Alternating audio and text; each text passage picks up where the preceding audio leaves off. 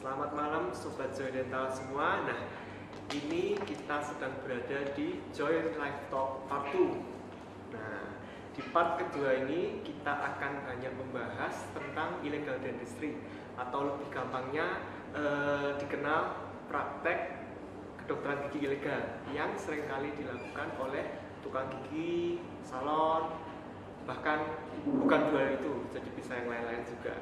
Nah, Joy Life Talk ini kita akan lakukan setiap 2 minggu sekali.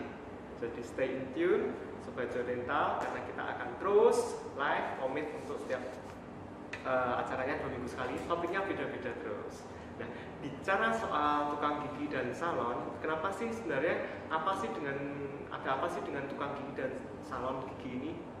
Intinya tukang gigi ini sudah diberikan tugas oleh Kemenkes untuk melakukan praktek yang spesifik saja, cuman di lapangannya tidak seperti itu. Ternyata mereka mengerjakan jauh di luar apa yang seharusnya mereka lakukan. Oleh karena itu banyak sekali korban-korban saudara sebangsa kita di tanah air Indonesia, terutama yang kurang mengerti tentang bahayanya praktek sama tukang gigi.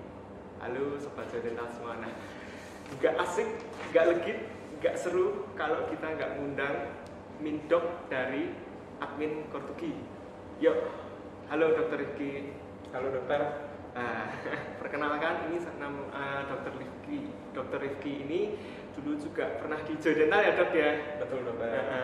Boleh sedikit cerita dok, ngapain aja, kenalan dulu. Oke, jadi buat teman-teman yang belum kenal nih, saya Dokter Gigi Rifki Aladis. Saya adalah content creator untuk akun edukasi, satu-satunya akun edukasi kesehatan gigi yang membahas tentang praktisi gigi ilegal dan efek sampingnya di kesehatan gigi dan mulut di masyarakat. Ya. Jadi semua platform kita ada, dari Instagram, dari YouTube, Twitter, Facebook. Jangan lupa dicek Kortugi. Nah, di sini saya sebagai content creator dari semua platform tersebut. Silakan Dokter Harun. Jangan lupa di follow ya Sobat Joy Dental, gitu kan ya dok ya. Nah, oke.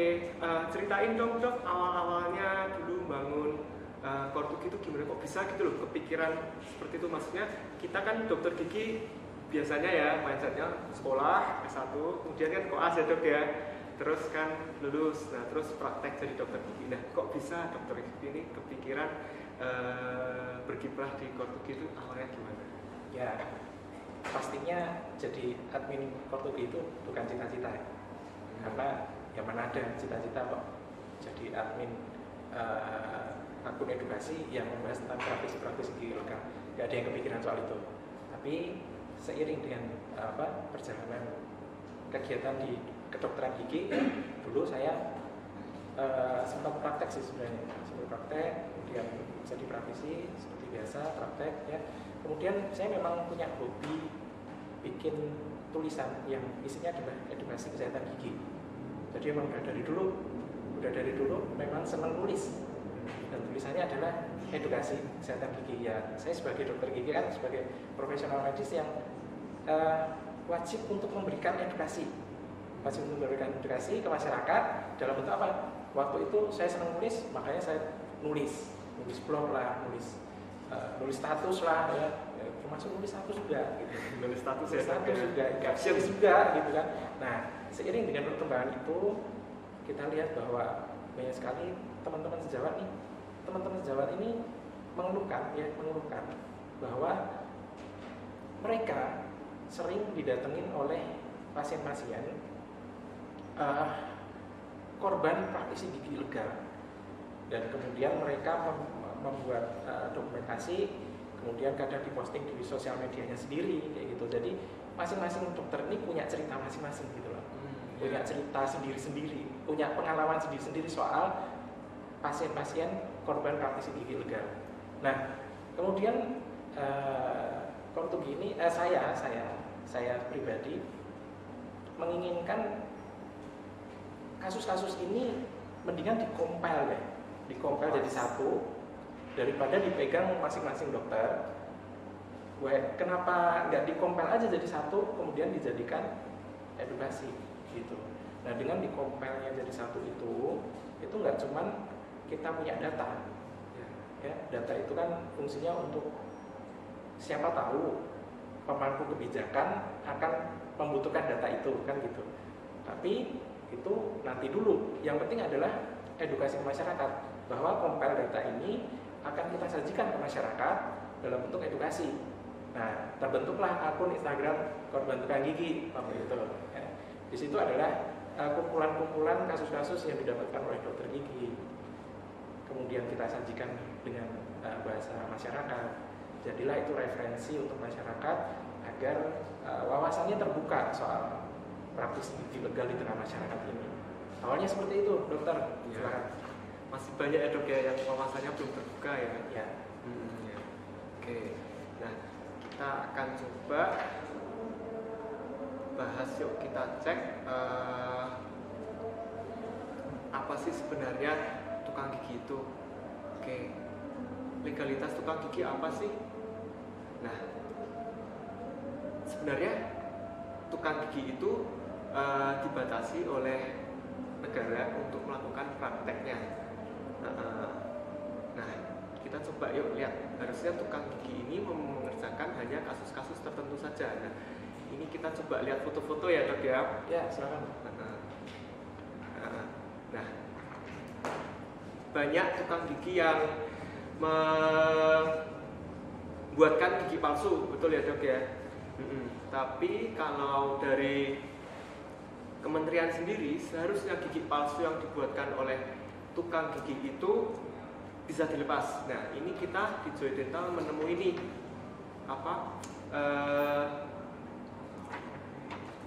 gigi palsu karya tukang gigi. Jadi sobat Joy bisa lihat di foto, itu gigi palsunya nggak bisa dilepas. Terus platnya kasar ya, itu kayak nempel banget di kursi dan mengganggu. Nah, ini kita mau jelasin dulu nih, yuk dokter itu kita coba dong dok dijelasin gimana sih legalitas dari tukang gigi ini. Oke, baik. Tukang gigi ini sebenarnya diakui oleh pemerintah, ya, diakui oleh pemerintah lewat Permenkes 39 tahun 2014. Ya, jadi batasan-batasannya adalah tukang gigi ini didefinisikan oleh Permenkes 39 tahun 2014 adalah orang yang memiliki kompetensi untuk membuat gigi palsu lepasan dan memasang ke pasien pasien atau apa ya, memasang ke pelanggannya gitu ya. Jadi gigi tiruan batasannya nih, pertama adalah gigi tiruan lepasan. Kalau nggak lepasan artinya melanggar Permenkes. Yang pertama itu. Tapi nggak berhenti aja di lepasan, tapi bahannya juga diatur. Bahannya apa? Head cure akrilik. Jadi akrilik yang pengerasannya itu harus di luar mulut. Ya, nggak bisa pengerasan yang ada, soalnya akrilik itu yang tipe pengerasannya langsung di rongga mulut. Nah, itu yang sering kali dipakai oleh tukang gigi yang membuat gigi itu permanen itu karena jenis bahannya itu langsung keras di rongga mulut. Itu nggak boleh. Jadi batasannya yang pertama adalah gigi tiruan lepasan. Yang berikutnya adalah bahannya adalah head cure akrilik. Ya, gitu. Jadi kalau di luar batasan itu artinya dia melanggar Permenkes, melanggar definisi apa yang telah diatur oleh pemerintah. Jadi legalitasnya adalah batasannya 39 tahun 2014, itu Permenkes. Yang di luar itu artinya menyalahi Permenkes. Jadi please kita persepsinya dilurusin dulu nih, bahwa tukang gigi ini bukan orang yang tidak memiliki legalitas gitu loh. Sebenarnya punya legalitas, cuman kenyataannya, ya kan? Kita bicara kenyataannya banyak yang bikin gigi palsu yang dipermanenkan, gitu. Bahkan nggak cuma gigi palsu aja, dia masang behel, itu pun udah kesalahan. Kemudian ada yang tambal gigi veneer, oke, gitu ya. Jadi it's okay, kita appreciate tukang gigi yang masih sesuai dengan Permenkes, ya. Sesuai dengan Permenkes, it's okay. Bukan oknum yang ilegal. Kalau dia sesuai Permenkes, dia diakui oleh pemerintah, dia nggak salah. Dan yang pasti Dengan Permenkes itu juga dia punya izin praktek tukang gigi. Jadi nggak cuma Permenkesnya aja yang membatasi, Permenkesnya udah membatasi, tukang giginya udah sesuai dengan batasan, tapi apakah dia ngantongin izin atau enggak? Gitu ya. Kita appreciate banget tukang gigi yang masih sesuai dengan jalurnya, sesuai Permenkes dan izin. Izinnya dari mana? Dari Dinas Kesehatan. Seperti itu dokter, silakan. Mantap dok, sangat menjelaskan. Nah dok tadi ada dijelaskan Heatcure akrilik ya. Nah yuk mungkin supaya kita semua tahu Heatcure akrilik itu seperti apa, boleh coba dijelaskan dok. Heatcure akrilik ini gini nih, akrilik tahu kan? Akrilik itu kayak plastik, ya kan? Nah di gigi tiruan atau gigi palsu itu kan ada plat, jadi ada giginya. Nah di sini ada contohnya nih, ya kan? Misalkan nih ini gigi palsu, ya. Ini ada giginya yang putih nih. Kemudian ada platnya. Platnya ini yang nanti bakal nempel di gusinya, bakal nempel di langit-langit. Itu platnya itu harus berbahan Heatcure akrilik. Selain Heatcure akrilik apa? Ada juga yang namanya self cure akrilik. Nah, bedanya di sini nih. Kalau Heatcure pengerasan plat tadi harus dilakukan perebusan di luar mulut, harus direbus dulu. Jadi memang benar-benar direbus pakai air yang mendidih gitu loh. Ya artinya pengerasan itu nggak bisa di rongga mulut, harus di luar mulut gitu. Heatcure, makanya Heatcure pengerasannya oleh panas gitu. Jadi memang harus dipanaskan di luar mulut. Jadi tidak ada kesempatan barang tersebut atau bahan tersebut langsung mengeras di gigi. Itu Heatcure. Tapi kalau self cure dia bisa ngeras tanpa harus dipanasin. Jadi di mana dia dipasang, dia langsung keras di situ. Kebanyakan tukang gigi adalah dia pakai self cure. Kenapa self cure? Praktis. Langsung pasang, pasien pulang, giginya udah lengkap. Coba kalau Heatcure, dia harus 2 kali kerja. Cetak, kemudian direbus dulu, pasien mungkin harus kembali lagi besok, baru setelah jadi dipasang. Nah itu Heatcure, nggak praktis. Makanya si tukang gigi ini praktisnya aja. Praktisnya apa? Self cure. Dia langsung pasang di mulut. Akrilik itu aslinya bentuknya lembek gitu ya. Dia langsung pasang di mulut, dipasin gitu, langsung ditempel. Tunggu beberapa saat dia langsung ras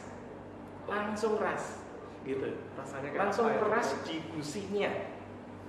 Nah dengan ngerasnya di gusi itu, dia akan tertempel atau menempel sangat erat sekali, sangat erat gitu. Jadi ketika dia sangat erat di gusi, otomatis dia langsung permanen. Padahal itu kan nggak boleh. Kenapa nggak boleh? Ya Permenkesnya tadi bilang kayak gitu, ya. Jadi Permenkesnya nggak boleh yang permanen, harus lepasan. Jadi kalau lepasan, why not gitu loh. Jadi it's okay, tukang gigi legal gitu loh. Gitu, tapi dengan batasan-batasan tadi. Seperti itu kira-kira Dokter Harlino. Ya. Nah, jadi intinya gigi palsu itu harus bisa dicopot ya sobat Joydental ya. Karena kalau tidak bisa dicopot itu akan menjadi kotor. Karena makanan akan masuk ke sana semua, akan nimbun di sana dan akan menyebabkan peradangan bukan cuma di gigi tapi juga di gusi. Nah, itu akan jadi masalah banyak sekali. Bahan yang disarankan ini tadi yang Heatcure ya dok ya, jadi tidak langsung ditempelkan di mulut, langsung dipasangkan. Padahal waktu kita belajar dulu akrilik itu kan waktu dia mengeras itu panas dan baunya tajam dan apa ya, menusuk gitu loh. Jadi seperti gusi itu lecet gitu loh. Jadi itu sangat-sangat tidak nyaman dan sangat-sangat tidak sehat.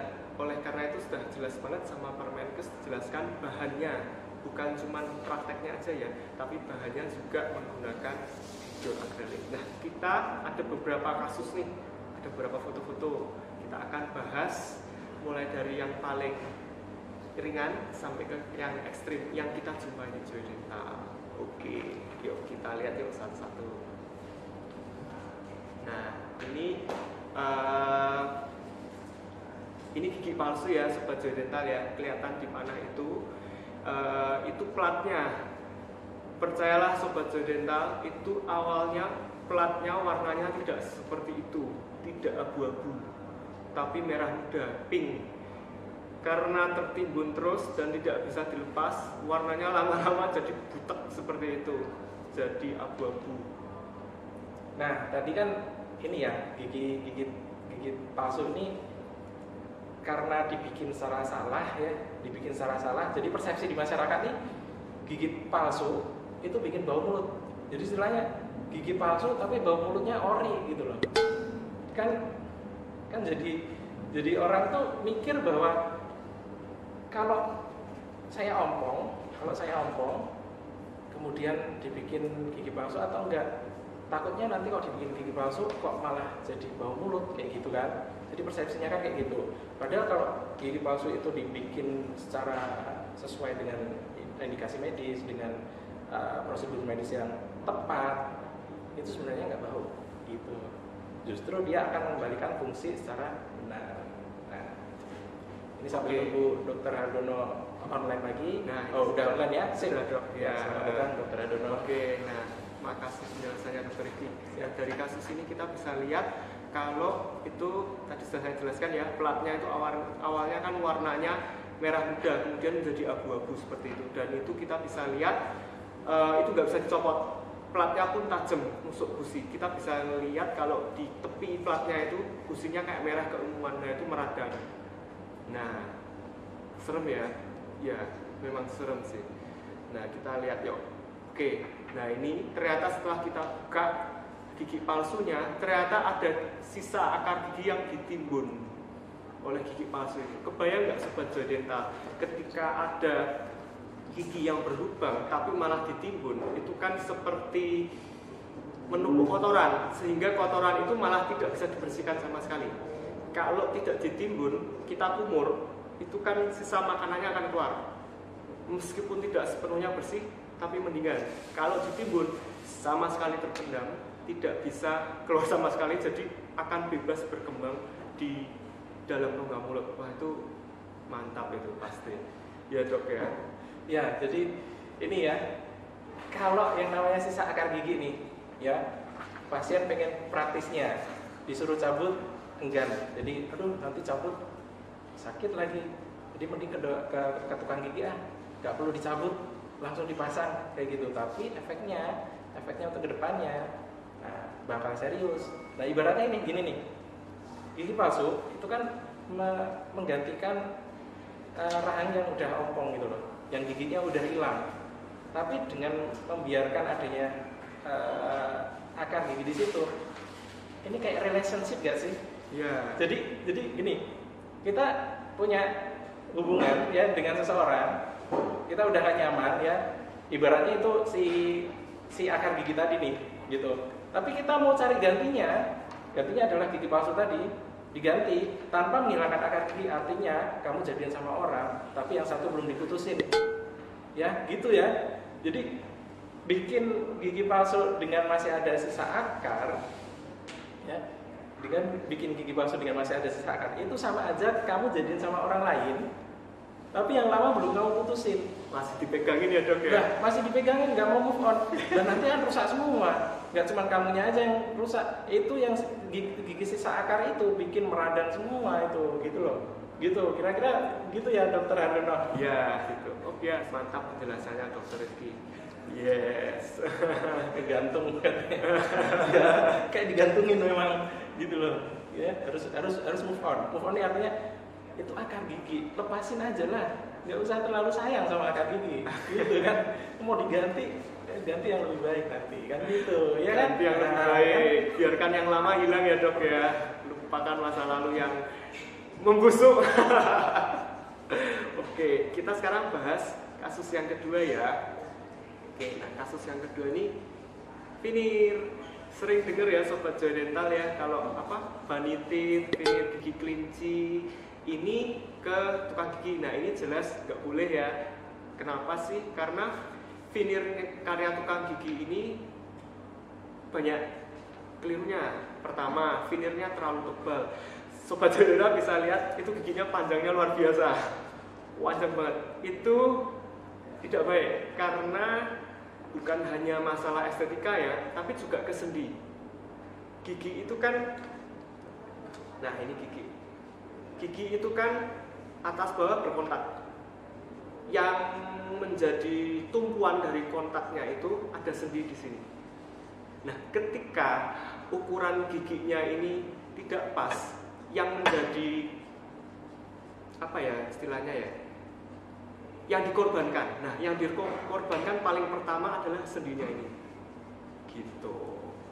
Selain itu, veneer yang dibuat di tukang gigi ini seringkali bukan cuma lapisannya terlalu tebal, tapi dudukannya. Jadi, ketika veneer ini dipasangkan ke gigi, dia tuh dudukannya harus pas. Antara gigi dengan gusi dengan veneer itu harus sangat presisi, pas banget. Ketika dudukannya nggak pas, itu akan menyebabkan peradangan pada gusi dan juga makanan akan mudah menyelip di situ. Monggo Dokter Iki mungkin ada mau menambahkan. Ya,